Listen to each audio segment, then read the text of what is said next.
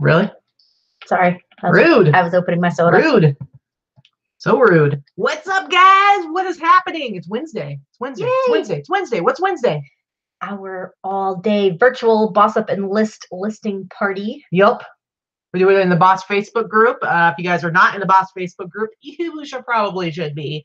But we do daily listing challenges there, and then Wednesday is the day that when I get up, when I feel like it, I put a post up just for the day where people can check in and say what their goals are for the day, for their listing for today, and then we have the show to kind of have a little break in between. Happy Hump Day, guys. Oh, Teresa says, I'm just here to see what t-shirt Katie's wearing. Did you tell her you're wearing it? No, I didn't actually. It says it's not debatable. I'm awesome. This is actually a t-shirt that Teresa made and sent to me.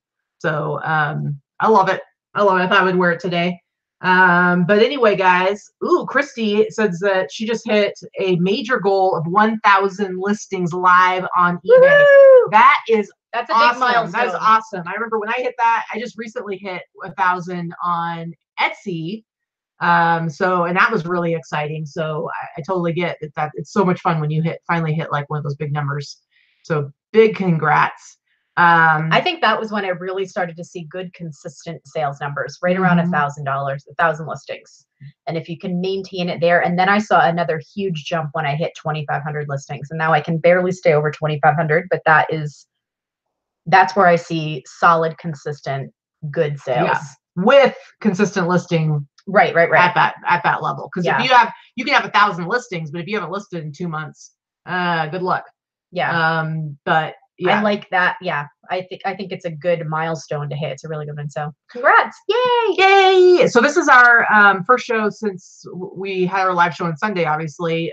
So we should talk really quick about that house that we went to. We weren't able to take video. So we talked, if you didn't watch the show on Sunday, we had an opportunity to go to this house.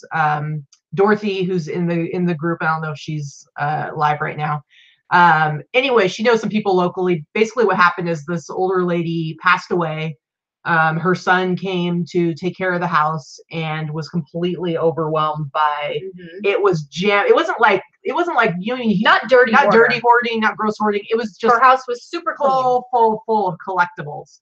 Like floor to ceiling, every single room, everything new in packages, everything new in boxes. For the last 20 to 30 years, she's been collecting certain themed items. Yeah. So the son basically came in and was like, holy crap, what am I going to do with this?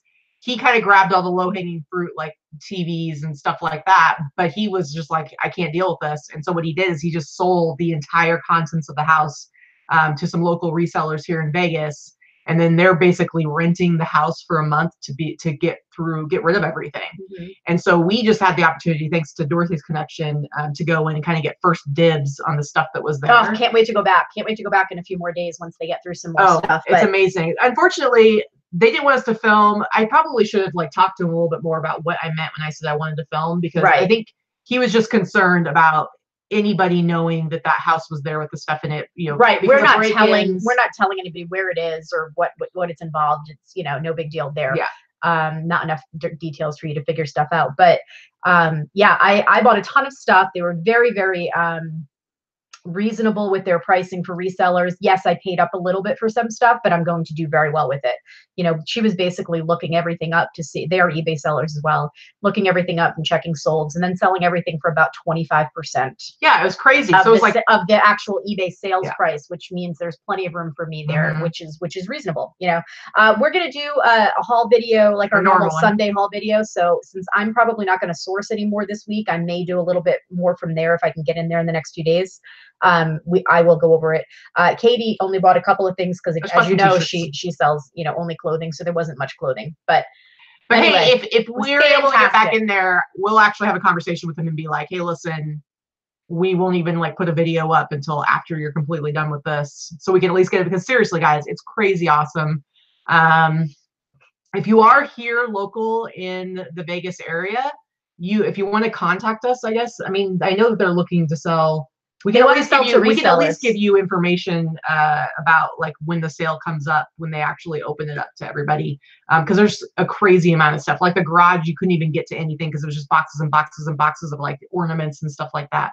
But one thing, so she collected stuff like Wizard of Oz, Raggedy Ann, Andy, just like all kinds of different stuff, and like a lot of ET stuff. And I don't know if you know this, but I am a huge ET fan. I love ET. So I actually did buy one thing for myself, and you can kind of you gotta maybe go back this way. You can kind of see, you can see him in the background. See him right there? He's glowing. It's a ceramic ET, and he plugs in, and he has a light in there. And I actually colored. It was a regular white bulb, but I colored it with an orange Sharpie so that it glows like orange or whatever. So silly. You guys, it's awesome. And whenever I look at it, I want to go, turn on your hot light. Do you know that song? So weird. Do you know that song is actually about ET?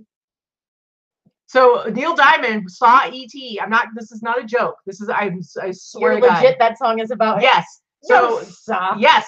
So Neil Diamond saw ET when it came out, like back in 1982. He saw ET and he wrote the song about ET.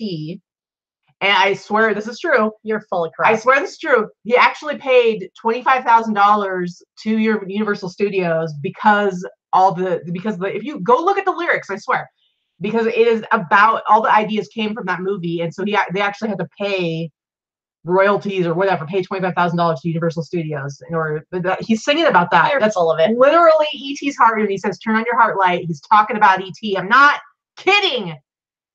Crazy but true. I swear it's true. Weirdo.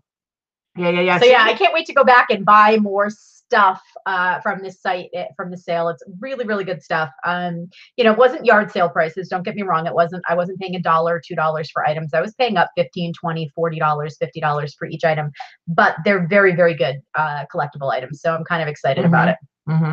Yep. Yeah. Allison is, the die is cast. I'm purchasing my eBay open ticket today. Yes, you guys, today is the last day to purchase your ticket for $350. Tomorrow the prices go up to $499 or something. $500 basically. So $500. So if you're coming to eBay Open, I don't care if you have to put on a credit card. You need to purchase your ticket today. There is no reason to pay $150 more. Please. Yeah. Absolutely. So I'm really excited about that. So Keep It a Beachy says #1 mission is to see us at open. I think that's pretty exciting. And Allison will be there too, because Allison's staying in our house. So Allison, you better get that ticket. Right. Talk about stranger friends. We have our stranger friend coming from Alaska that we've never met in person, coming to stay with us for a week. Yeah. She could be crazy. DuPage Picker. DuPage Picker. Listen, I get that like Sweet Caroline's a bit overplayed, but how can you dislike Neil Diamond? I'm a New Englander. I'm a New Englander. Sweet Caroline goes with the Red Sox, I'm sorry, it's a given. So I have to like Sweet Caroline. I love me some Neil Diamond. Go on YouTube and look up, there's a couple of short movies, short films that were made back in the day. One is called Heavy Metal Parking Lot. And it's a short film. This filmmaker went to a parking lot during a Judas Priest concert and like interviewed all the people that were waiting in the parking lot and getting drunk and everything. This is back in the 80s. And it's ridiculous. It's so funny. It's so fun to watch, especially if you were a metal fan back in the day, Judas Priest fan back in the day. But then 10 years later, they did Neil Diamond Parking Lot. Same guy made the film, went and did the same venue, only it was Neil Diamond, and you can guess the difference in the audience there. But I'm pretty sure it's a different one. Lorna, we're not here until Sunday, so you can't come in before Sunday. So there's that. So that might help you buy your ticket. We're going to be kind of crazy on Sunday, so if you could come in on Monday, in the early part of Monday, that would be perfect. And then you can leave whenever. I don't care. You could stay for a month. Yeah, just can't stay forever. Come on. But anyway. Yeah. So today's show, every week we're trying to figure out like what we should do a topic on. And today's show, I mean, it's kind of a little bit all over the place. Basically, we are here to help you. If you have a problem that you are trying to get a solution to, something that's got you stuck, maybe you're having an issue with a buyer, maybe you're trying to figure out something in your store. If there's something that you're really having an issue with and struggling with, go ahead, ask us here. It's kind of like a Q&A. But we're here. We're going to try to figure it out, do some problem solving, do some troubleshooting. Right. Do you have issues? Are there questions? Is there something we can help you out with? Is there something in your store that you're confused about? Obviously, something that we can answer virtually. Yeah. But yeah, we're here to do some troubleshooting. It's like a help desk. Yeah, absolutely. We're gonna be the eBay help desk today. So I'm going to start us off with, I mean, this is kind of like a broad thing, but what I've noticed, and this is always happening, but particularly lately, I feel like there are a lot of people where there's a lot of complaints about slow sales. People saying slow sales. Man, I feel bad for the people who run the eBay for Business Facebook page, because no matter what they post, there's people who come in and all they do is bitch and complain that they have no sales and their sales are terrible, or they wish it was like the old days. And so I would say it's probably the number one problem, number one complaint, number one issue that resellers have is people hate change. Well, just bad sales. Yeah. How do you fix that? Answer it now. Well, I mean, everybody has times where they have bad sales. And the only thing that you can do is keep working. I don't want to throw the old adage out there, just say, keep listing, because I get it. You don't want to throw good money after bad money, or is that the expression? Or you don't want to just keep working for no results. But you need to take a hard look at what you're doing wrong or what you could be doing different in your business to change that. Everybody has bad sales. We go through periods. There was a point last year where I almost gave up. When all the stuff was going on, with all the glitches going on eBay, my sales had seen a drop of 50%, and it was ongoing. It was a good 3 or 4 months. I was starting to get scared. I was like, what the is going on? I don't know how to fix this. I was doing everything right. I knew how to do everything right. And I really think there were some real big problems going on eBay with their servers that they probably never acknowledged and never will acknowledge. It wasn't just that there were photo glitches. There was some serious stuff. Right. But I just kept going. I kept going in and changing up what I was selling and how I was wording things and all that kind of stuff. So I think if you have something seriously wrong and you're not seeing sales, I think you need to go back in and look at what eBay considers your best practices for your listings and see what you can change to make your listings more eBay friendly. For what they're looking for. I know that it might not be what you want to do. I know that it might not be what you think is the correct way. But the reality is they tell us to list things a certain way and do certain things because that is how the algorithms work. Yeah. So if you're unwilling or unable to make those changes, then you're not going to see good sales. Right. I mean, that's the reality. I think it's their platform. You need to learn to use it to the best of your ability with the tools that they tell you. I think probably the biggest mistake that sellers, resellers make is looking for an external reason why things are not going the way they want them to go. And so anytime I see somebody putting a post up saying, my sales are slow, is anybody else having slow sales? Then I'll see, of course, half the people are like, my sales are great. And half the people are like, my sales are terrible. I always see them come back and be like, whew, thank God it's not just me. What they've done right there is they have decided, oh, somebody else is having bad sales too. It's not just me. So it can't be something that I'm doing because they're experiencing it too. But the problem with that is that the second you externalize it and make it into somebody else's problem, eBay's problem, Etsy's problem, whatever platform you're on, the second you make it their problem, you now have zero control and zero options for making a change that's going to improve your problem. Right. And fix it yourself. And yes, there are going to be things that might happen that really, I mean, if you sell on Amazon and Amazon crashes and they're not selling anything, well, you're out of luck. You can't really do anything about that. eBay, like she said, there were some issues last summer with, Picture Palooza or whatever, Picture Geddon, where, a bunch of people's pictures disappeared. Yes, that's out of your control. But I would say 99% of the time, there are things that are within your control that are going to make a difference as far as how your sales go. And I would say if you are unhappy with your sales right now, go back and watch some of our store reviews, because you'll notice if you watch more than a few of them, you'll notice we go kind of through the same stuff every time, because we kind of have a checklist. We kind of have a way that we look through. We look at sell-through rate, and then we look at, pictures, titles, policies, shipping, all this stuff. And then we talk about like frequency of listing, all these things. There's a reason we do that, because more or less it's like a checklist. And I'm betting there's at least a couple of things on that checklist, those things that we go through, where you realize like, oh, that applies to me too. I could be doing that differently, and it could make a difference in how my sales come through. Yeah, some of it is just about making sure your titles are done correctly, and making sure your pricing is done correctly, and your shipping is done correctly. It's all these little things add up to the perfect listing. It's not one thing that makes the perfect listing. It's all of these little things add up to make the perfect listing, to make the perfect store. Not that there's any such thing as perfect, but you know what I mean? You know, you can't just go in and say, oh, you know, I ran a sale last week for 3 days and I ran 10% off and I didn't sell anything. Well, yeah, that's probably not going to be good enough. Well, you were saying last summer the whole thing with eBay, but you know what? One of the things that we did, we couldn't fix the problems that were happening at eBay. For one thing, we kept going, we kept listing, we kept working, put our head down and just kept going. However, it was a little bit scary. And one thing that we did do, we started focusing time and energy into Etsy. We started putting work into that. And I was one of those people that, you know, everybody has always said for years, don't haul your eggs in one basket. Well, I was 12 years in and all my eggs were in one basket and I hadn't had any issues yet. But when I saw that there were issues last year, I needed to make a change. And that was one of the changes I made. I didn't start selling and listing everything on Etsy until October. So I've only been six months or so with listings on Etsy, and I'm up to just under 1,000 listings now on Etsy.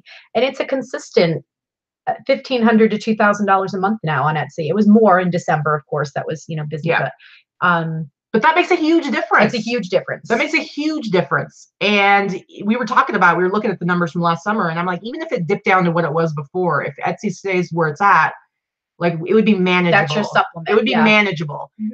So anyway, so people have been saying some stuff. So the page picker, he made a comment about he went to go do his printing and he couldn't access the classic view, classic page, orders page. Yeah, I can't do it anymore either. I've been on the new printing page now for about 4 or 5 months. And I think I think once you can't access it anymore, that's it. You're in. You don't have a choice. They give you so many months to transition over where you can flip back and forth until you get used to a new view of something. And they've been doing that. They did that with Seller Hub and stuff like that. But once you can't access the old one anymore, you can't access it anymore. You know what's They're going to get rid of it. I have yet to. Yeah, she hasn't even seen it yet. I don't know. I mean, I've seen it on your screen, but it hasn't happened to me yet. It hasn't even I don't know why. I'm sure it's only a matter of time, but somehow. Okay, so Sandra has a really good question. So she got a ton of inventory that she needs to list, because last week she did a really big buy. She does more stuff like me, like men's clothing and stuff like that. But she had an opportunity to get a ton of stuff. Now she's got the problem of she's got to list it, and she's kind of having some motivation issues. So she wants to know how to stay motivated. I get like that. So I like to have all of my stuff listed within a week or two, but sometimes I get a really big buy and then that doesn't quite happen because it's going to take you longer. And then you feel overwhelmed. And then I'm like, because some people don't have a problem with having a death pile. I really have a problem with having a death pile. So then it becomes insurmountable. And then it's this big thing in the room and I don't know how to freaking tackle it. So I understand where you're coming from. Right now for me, that's my pile of dolls, which is a little bit ridiculous. I'm already sick of dolls and I'm only halfway through. But the best way to do that for me is to compartmentalize and just do it in stages and just okay, so these are all the shirts. I'm going to do all the shirts today. This is all the crap that I really don't want to, do. I'm going to photograph all of that today. I'm going to do 10 of those things.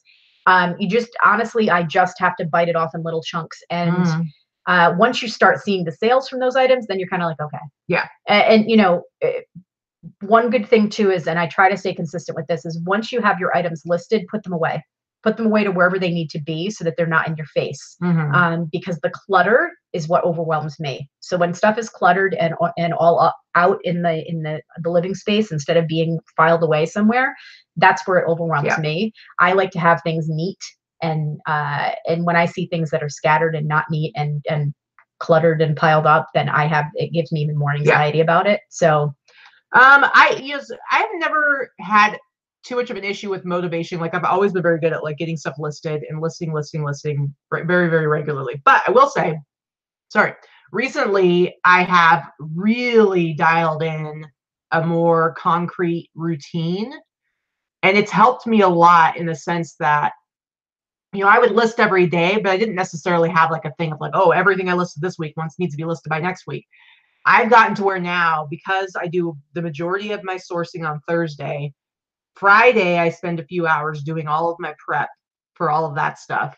And then Saturday, all day, I'm photographing. And then I get everything photographed that I sourced that week. I get everything photographed. And then I'm making sure I get all of it listed throughout the next week. So then it's like Sunday, Monday, Tuesday, Wednesday. I'm listing all 4 days, those days. Thursday, I go out sourcing. And then I might do like a couple sell similars, but like it takes me like 5 minutes on my phone.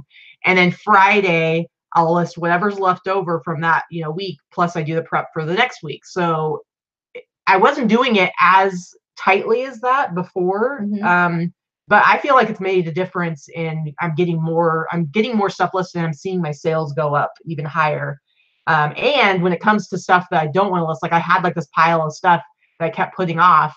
What I've been doing is I will do everything that I brought in that week, and I'm being pickier so that I'm really only getting stuff that I'm excited about. And then I'm forcing myself to do 5, 10 of those items that have been sitting around and kind of adding them in. Yeah. And that helps to like get through it. I can't do that because I've been accessing my stuff in different ways. So I've been doing garage sales, estate sales. I went to an auction last week and did some stuff. So I don't really have a set day that I source. And then I also have to work around when Dana can come and help me take photos, because I've been doing photos 1 day a week. She's been doing photos 1 day a week. So it really does take 2 full days of photos for me, because everything I have is so diverse. It's not like Katie can just bang out 100 items in a day with photos, because it's t-shirt. Not quite 100. Then jacket. So T-shirts are fast. My stuff is so much hard goods, and then all the clothing is entirely different, that it's really just takes a lot longer to dress and undress the mannequin and you know, and clean and photograph and stage, you know, hard goods. It's kind of a pain in the ass. Yeah. But their ROI is so much greater that I still really like to do it. And I get very bored with clothing. So dude, I love it. Allison says that she thinks listing on other platforms is necessary. I love eBay, but she's squirrely at times. I don't pretend to know how the algorithm works. All I know is listing is within my control. Yeah, totally. And the thing is, like, my Etsy sales are a fraction of my eBay sales. However, I find a lot of times when I have these random really bad days on eBay, it's like Etsy will swoop in and be like, oh, here's $200 in sales. Like, it doesn't happen every time, but it happens quite a bit, where it kind of saves the day, because if I didn't have those Etsy sales, I would have been kind of bummed because I had less than $100 in sales on eBay. Yeah. So it's like, I love it as like, it's kind of like my sidekick. Yeah. And it kind of comes in. I in. agree. So Christy asked, are you cross-posting everything that you have on Etsy on eBay? It's the other way around, actually. eBay is our #1 for both of us, and then everything vintage that we list on eBay is also cross-posted to Etsy. So 100% of the stuff that we get, we list on eBay. And then for me, like, I personally do my own cross-posting. So I'm sitting here, I'm listing, I have my two monitors up, I have eBay up over here, Etsy up over here. So I'm listing it, and while I have this listing open, I have the new listing open on the Etsy side as well. So I'm doing them simultaneously. So if it's not vintage, it just goes over here. If it is vintage, it goes here and here. And so it all goes up at the same time. You do all of your eBay listing, and then I have Dana do cross-posting. But at this point, actually, she is all caught up on my cross-posting, because she only lists, you know, sometimes I'll only do 10 or 15 vintage items a week, and it's very easy for her to cross-post. It takes an hour or two. But let me see. There's some more questions there. I would say Chris is having some success with offers to buyers, so that's cool. Yeah, that's very, really cool. So Karen says, I do not like the new printing page. I've gotten used to it. I've had it now for several months. I don't really remember what the old one looked like. And Greg says, Seller Hub takes up too much space, adding more wrist movement with my mouse. Sorry to hear that. I've actually had Seller Hub for more than 3 years now. Again, once you get used to something, I don't remember what it looked like before.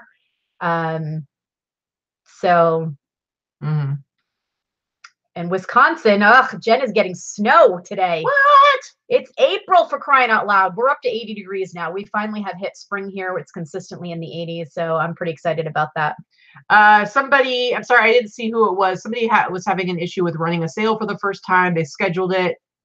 Here we go, Charlene. I tried to start a sale on selected items. It said it was scheduled, but it didn't start when it was supposed to. I've never done a sale before, so I'm not sure if I did something wrong. You know, I wouldn't know without seeing the page. That might be something that you might want to call and get some help. After you've given it a couple of hours, if it hasn't started within a couple of hours, then definitely call. You may have done something wrong, because I know it's your first time trying. But sometimes it does happen that a sale doesn't take for whatever reason, and there's a bug, and eBay has to step in and end it or fix it or do something on their end. That's the help desk stuff. We can't help with the tech stuff. Yeah. So Kara wants to know any hints to finding great keywords for titles besides scrolling through solds on similar items. I mean, there's a couple of different websites and people that have talked about building a good title. There's title builder, title lister, or something like that. It's like an app. I don't think that's the greatest thing. But I think the way that I do it, if I'm struggling to find good titles, if I find an item that's similar, I'm going to look for the highest sold item that looks like that, and I'm going to pull some words from their title, because clearly they did something right. So I'm going to look for using this similar keywords that they've used. Yeah.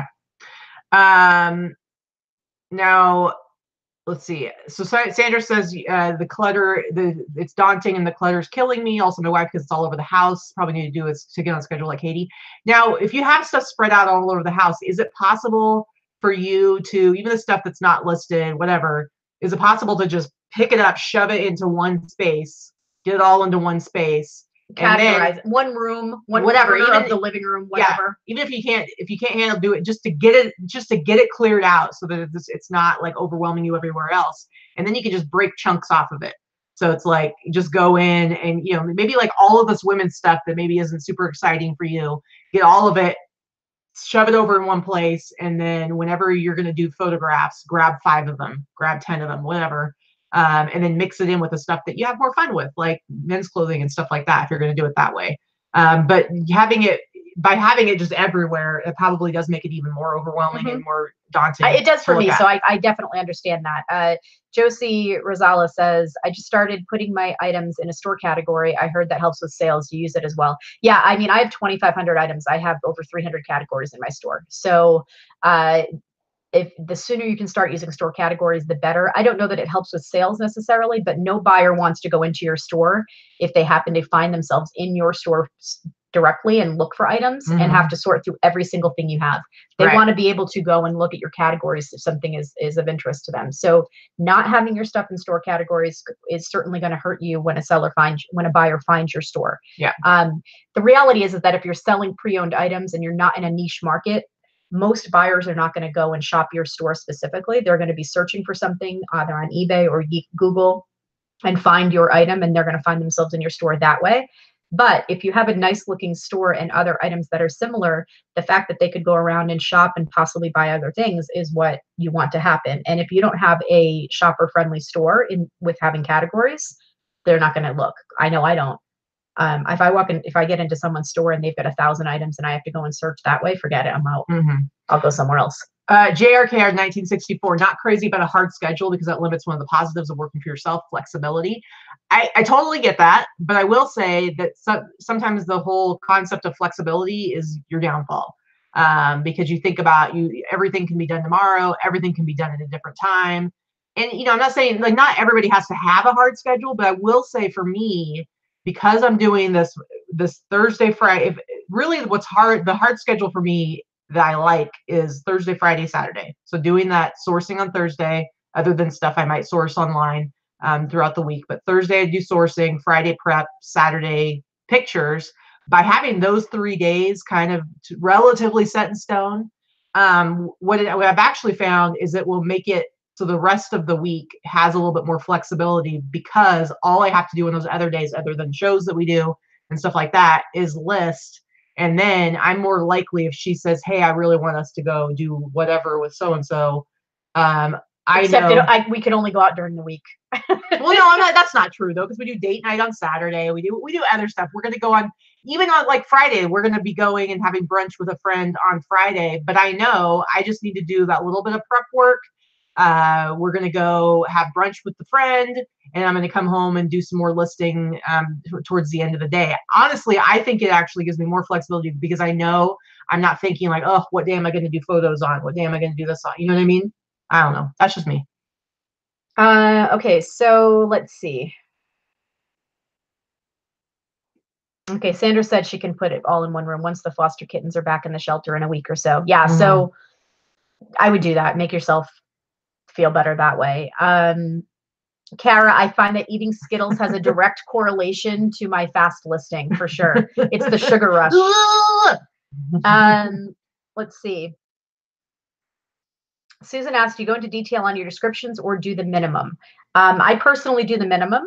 I will put all relevant and pertinent details, but generally I know Katie does the same thing. I'm going to copy what I put in my title. I'm going to put whether there are defects or not. And if there's no defects, I will put no defects noted. And then I will put see last photo for measurements if it's clothing, because I use Sizely. So I literally have 3 bullet points. Yeah. And I do mine slightly differently. I put any condition issues, I put in that little box. I don't even know what it's called, for where you put in stuff, notes about condition. My description is literally just my title copied and pasted down below. I will add a couple more keywords. I'll make it a little bit longer of a title that wouldn't fit in the regular title spot. And then I will just say, see pictures for detailed measurements. That's it. That's it. So I do it a little differently by saying see last photo for detailed measurements, because so many people don't even look at all the photos. Never mind read the description. Which I totally get that, but honestly, I don't care, because the reality is the majority of people, shockingly, do not even do measurements at all. Right. So, And I get asked at least twice a day about measurements when they're in the last photo. And it says, look in the description, but they don't look at either one of those things. So Jen asked, found a pair of Kobe promo sneakers, have signatures and marker on them, but no idea who they're signed by. Remove the signatures or sell as is. If you can't figure out who the signatures are from, and no one else can either, if you've asked other people, I would remove the signatures. Yeah. Unless they're from Kobe himself. They're not going to add a ton of value to them. Cheryl said, printing question. I printed an envelope instead of padded flat rate. Item didn't fit. Ended up canceling label, buying one at the post office. What could I have done differently? Put your item in the package before you print shipping. Yeah. That's the only thing I can say. It happens, guys. Guess what? It happened to this one. I'm the master. Yesterday. I'm the master of putting stuff into a flat rate padded envelope. I have a method I do. I'm able to tightly. I do a fold and roll, a tuck and roll, if you will. And I'm able to get pretty big stuff nicely into those padded flat rates. But I know my limits, and so sometimes she'll call me down and she'll be like, "Hey, can you help me with this?" And she's really good at getting stuff in a padded flat rate that I know I might not have been able to get in. And usually she packages her stuff up before she even buys her labels. But with this one, you needed to wash it. Yeah, I noticed there was a spot on it after I sold it that I knew would come out in the wash. So I threw it in the wash. And she went ahead and bought her labels. Well, she bought a padded flat rate, and I come down and I look at it, and it's like this big fleece jacket, and I'm like, I knew immediately looking at it, this should not have been a padded flat rate. So I'm sitting there, I underestimated how big it was. So I'm rolling it up, and I started, and I'm like, there's just absolutely no way this is gonna fit in here. So I mean, she had to cancel the label and redo it. So it happens, but yeah. Tuck and roll for packaging good for highway bad. Kara, you kill me. Yeah. Very, very true. Katie was walking around earlier this morning, and her leg that was hurt the most in her accident is still really, really dark purple, bruised, and we're talking this is almost 4 months out now. It is 4 months out. Next week will be 4 months since her accident, and she's still really badly bruised in that one leg. And I'm like, is that ever going to not be bruised? So DJ says, when you say no defect, what do you mean exactly? Because I've seen no defect on an item, and then the shoes would have heavy scuffs, faded, scratches, worn. I mean, that's a seller error. That's a subjective thing, but used does not mean that it's defective. Shoes that have dirty or scuffed soles or things like that, that's not a defect. That's normal wear. A defect would be if there's a spot or a hole or a tear somewhere, or if there's a ding or a dent on something that's a hard good item. I do note if there are scuffs on shoes that are excessive, if there's a scuff that's, a deep scratch in the leather or something like that. Yeah. So I mean, that's the thing, and that's where you know, buyer or sellers get themselves into trouble when they say something's in great condition and it's got like a bunch of issues. I generally, like, let's say I'm listing a used T-shirt, I will say in good used condition if it looks good, if it just looks really, you know, if it looks really nice. If it has fading or it's worn, I will usually say in good used condition, normal wear and fading. Yeah. Like, so it's like I'm acknowledging that it's like there's some fading. But if there was actually like a hole or a stain or something like that, then I'm going to note that as well. Oh, Karen, my my mannequin I bought when they were closing the, I think it was the Macy's at the Boulevard Mall. So it actually came from their closeout that they were doing there. So sorry. Yeah. Red Dickerson resales. I don't know that even a vacuum sealer could have made that jacket small enough to fit. Yeah. It was not. I don't have a vacuum sealer, but I don't think it would have worked. Yeah. I don't think so. Vicks mixed with salt. Yeah. 4 months later, that's not going to lift the bruise out. But it's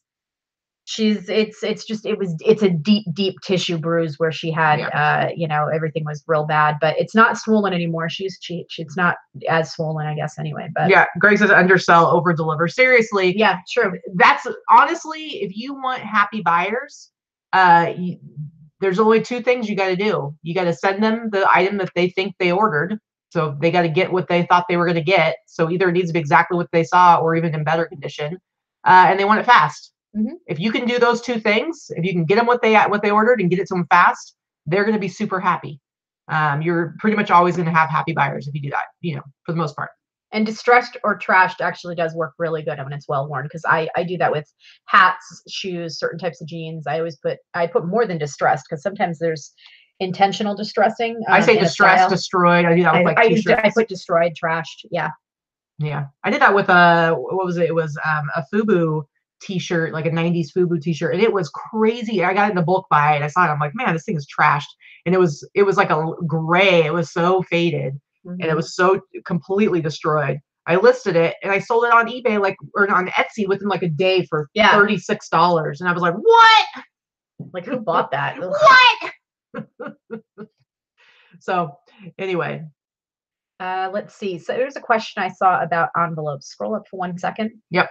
Pacific 49. Do you guys ever use the brown envelopes? Which option is that on eBay? I'm not sure what you mean by brown envelopes. You mean like a flat, like the legal envelopes that you would like mail papers in?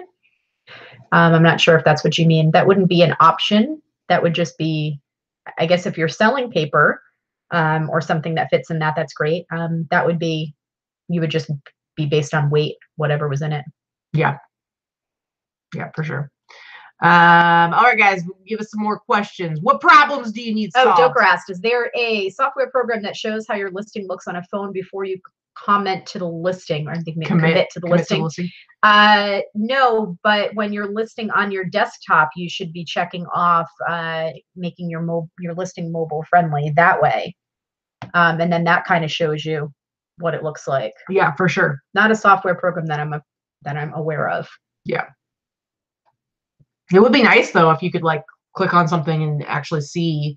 Like, yeah, I mean, it's adding that step to make something mobile friendly is a ridiculous thing that eBay has done, to be quite honest with you. I think if you are using their selling tool, listing tool, it should be automatically user friendly. It should be automatically mobile friendly. But you know, honestly, it is what it is. So eBay's mobile listing tool, their app and their desktop are both very clunky and very antiquated, and they're constantly changing them. And I know that one little tweak makes a huge difference all across the board, and it takes them forever to do it because it affects so many different things. I understand that concept. Hopefully someday they will step into the year 2005 and and be better. Yeah, for sure.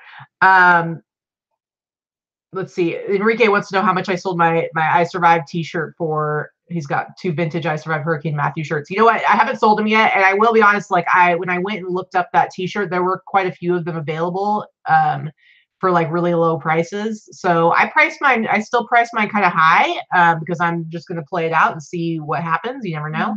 But I mean, I don't know which one's Hurricane Matthew. I don't know what year that was. That wasn't that long ago, was it? I don't know. Yeah, so I have no idea, but I don't know what to tell you on that one. Dixie and Ding wants to know if I'm open for email consult. Yeah, you guys, you can email anytime. 70s Gap puffer vest. Yeah, email anytime, either one of us, with pictures of stuff. If you have a question about something, we're happy to answer them. I do that. I do answer questions generally. Sometimes I'm bad and you have to hit me up again, but Pacific 49. So it's padded. If it's just a regular envelope and it doesn't say anything USPS or anything on it, whether it's padded or flat or whatever, that's just based on weight. So you can use that when you're, you're just going to put in your weight and your measurements when you're shipping. It's not anything to do with eBay or anything like that. It's just a standard mailing item. Yeah. Sharon, I'm sorry that you're negative. You got a negative from a jerker. Sorry. Let's see. Red Neckerson says, I bought a full-size plastic mannequin the other day. I went to pin a shirt on her and she flew away. You're funny. Hey, oh, there's an e-commerce meetup tonight, Northwest Chicago Burbs at 6 p.m. Nice. That's awesome. We are going to do ours last Tuesday of the month. Always the last Tuesday of the month here in Las Vegas. If you're ever in Las Vegas on the last Tuesday of the month, let me know, and we will get you some information. You can always welcome to join our meetup. Sharon, so it sounds like he's willing to change the feedback. Just Google eBay feedback revision, and you should be able to find. You actually have to send it to him. Yes, there's actually a thing where you go in and you actually click on something and you're able to send a revision request to that buyer. He can't just go and change it on his own. So you actually have to do a request. So if you just Google, I think if you let me do it real quick. And see if I can find it, but I almost Googled Google. Really? Yeah, Google. So eBay feedback revision request. Kara said more views and click-throughs bring you up in search. Do you both do that for each other's items? No, never. No, we just don't. Ain't nobody got time for that. I don't have any more hours in the day. I still haven't watched the damn Dirt movie because I haven't had 2 hours to do anything by myself without working. Minia asked, do you lower your prices when you get your items are in people's cart, lower your prices and make that sale? Email from eBay. Never. Let's see. I'm just continue. Let's see. Oh, Frenchie, the real Stitch. Hi, everybody. Let me see here. It's official. Allison is registered for eBay Open 2019. Yeah! Yay! You two, we're not home until at some point on Sunday, so don't fly in until Monday, hopefully Monday morning or late Sunday. That's fine too. So it's depending on when you want to come in. And we will come and grab you at the airport. Indeed. Baby Jenna Marie, I have a pair of new with tag Gerbeau shorts. Vintage, can't find anything wrong, but by inner tag it's stamped irregular. I'll disclose, but what might I be looking for? Sometimes irregular is just that there's something wrong with the stitch or the tag or something like that. Just note it in the description, stamped irregular, but can't find any defects or whatever. That's all. Susan Sanders, I'm not registered yet. You need to register. Register today. Register today because price goes up to $500 tomorrow. All right, here you go, guys. I'm putting in a link. What you want to do is go to feedback forum, and the feedback forum, you're actually able to click. There's a place on the side where it says request feedback revision. Okay. Yep. So this is for anybody. If you have an issue with a buyer and you're able to help them, whether it's giving a partial refund or whatever it is, and it seems like their problem's been resolved, you can do a request for a feedback revision. I've done it a couple of times, and both times I've done it, they've come through for me and actually gone and revised their feedback. So you can definitely do that. It's up to them if they want to actually do it, but you're going to have to ask for it. Mindy wants to know, can you take a picture of what we are looking at when we're live? Would love to see the setup. Well, we can't add pictures to this. Yeah. So it'd be kind of hard to show you. There's no way to add pictures. I mean, I just have it's just my 2 computer screens, and I've got a little camera on top of. Yeah, it's just a regular camera that's nothing exciting on your computer, just a regular webcam. And then we've got the Yeti microphone. and a little tabletop ring light. Yeah, that's pretty much it. Yeah, Allison would, Frenchie, Allison's going to need a headshot from you. So Frenchie, I think that you need to like put together like a bunch of headshots and have them all signed, and then you can give those out to people at Open. I think that would be awesome. Oh yeah, Sunny, please go ahead and share anything. I don't really care. Yeah, see, Frenchie, get your ticks. We don't want anybody to overpay to go to eBay Open. Don't get me wrong, it's still worth it at the $500, but honestly, if you're going to be able to pay it anyway, you need to get your tickets now. And we really, really want to see everybody. So here's the thing. There are some people like, I hope I get to meet you. First of all, the conference is not that big. You can't miss my damn hair. And Katie's really tall. So I'm not 1,000 feet tall. If you see us at eBay Open, please come and say hello. It doesn't Seriously. matter. We want to meet everybody. We want to talk to everybody. We want to get to know you. We've been interacting with you guys, most of you for about a year now. Some of you a little bit less, and some of you don't interact at all. But that doesn't mean we don't want to meet you. We are very approachable people. What you see is what you get. So very, very true. 5-day flipper. I'm pretty sure that might be Barry. It is Barry. Barry with short hair. 5-day flipper. $2 super chat says, I love me some Katie and Vicky info tips with a little smiley face. Let's give him a little super chat. Super chat. It's super chat day. Yo. Anyway, that's Barry, Afro Vintage on. He's not showing his picture on there. Does not show his majestic afro because majestic. Yeah. That's exactly it. So Afro Vintage on Instagram, and I'm going to be meeting up with him tomorrow morning. And I'm hoping he's not going to drain my bank account because we have not met up in a few weeks, and I hope he's got some tasty treats for me to pick up. So yeah, that'd be awesome. So we definitely want to meet everybody, and please give me like your real name and your screen name if I don't know your real name, because part of this is that we all, a lot of people use these screen names in the chat, and I get to know you based on your chat your name, because I've seen it 100 times, but I may not know your real name or may not associate it with your real name, and I'm really bad with names. And thank God everybody has name tags at Open, because it's a mess. So. Anyway. Better Barbie just busted out a $5 super chat and says, thanks for all you give. Pew, pew, pew, pew, pew, pew. Pew, pew, pew. Actually, I usually do more of a pew, pew, pew, pew. I don't know why. When I see it spelled out, it makes me want to go pew, pew, pew. But really, it's pew, pew, pew, pew. Ridiculous. Deb Smith, I'm glad that that's your real name. Yeah, like Sunny's got there's 3 or 4 different names we gotta know about. Trish, I know your real name is Trish. You guys are funny. Oh, and who asked what is the tat? The tat is it's a half sleeve. It's a peacock and a bird cage and a window and a table, and yeah. So there you go. Allison says that she's definitely gonna wear her 2-piece vintage windsuit at Open. Resellers and tracksuit theme party. No. Hey, Julie Sims, repeat question. Sorry, we skipped you. We didn't see that one. I have a question. Wait, it says repeat question.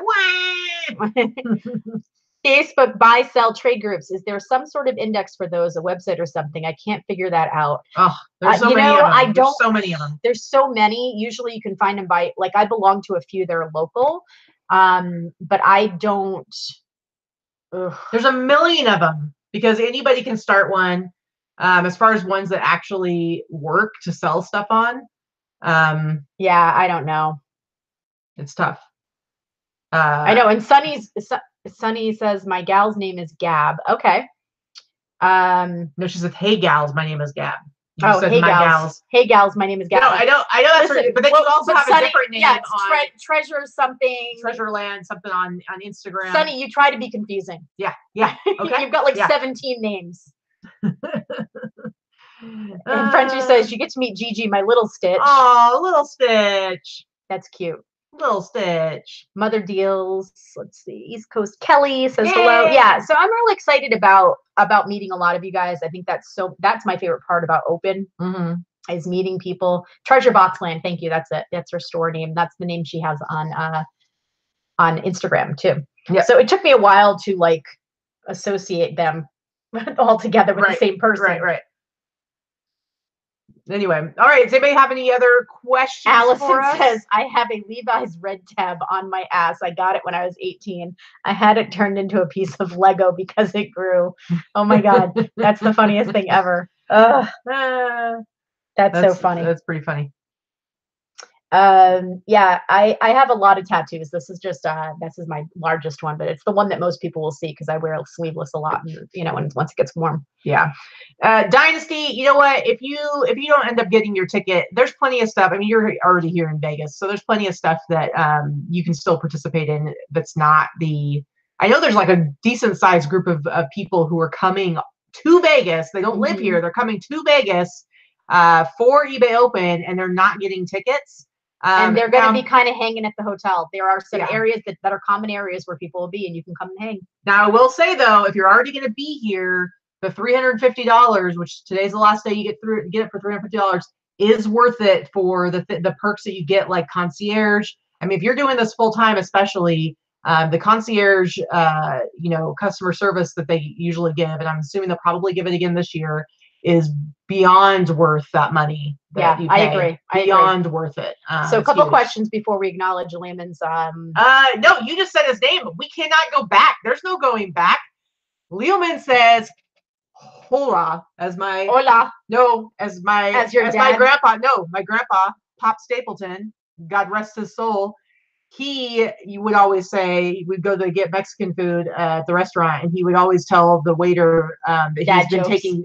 Yeah, grandpa jokes, that he's been like taking Spanish speaking classes, and he would say, "Hola, can I get the quesadilla?"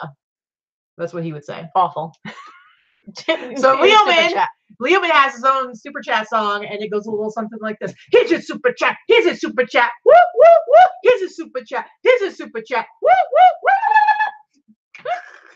Enrique, are your names the same as your YouTube screen name? Yeah, these are our real names. Yeah, that's the good thing, right? Honestly, that's why we talked about like coming up with like a channel name, and honestly, I was like I would just rather just be us and just have our names be who we are, so it just makes it easier for everybody. I don't know. We tried to figure out, like, Katie and Vicky combined is not as cute as like Rally Roots, Ryan and Allie. That, you know, we couldn't make it work. It was eh. We're like, it took us forever. So somebody asked, Jen asked, what is the writing on my wrist say? It says, to whom that much has been given, much will be required. It's a biblical quote, but it's not biblical in the sense. It's more, for me, I survived something that was very, very traumatic, and I feel like it is my duty to, pay it forward in life. Absolutely. Deb wants to know how I keep the super chat song straight, and I would say I got issues. Yeah, okay. The Kavicki show. Yeah, exactly. It was ridiculous trying to combine our names, so it just sounded dumb.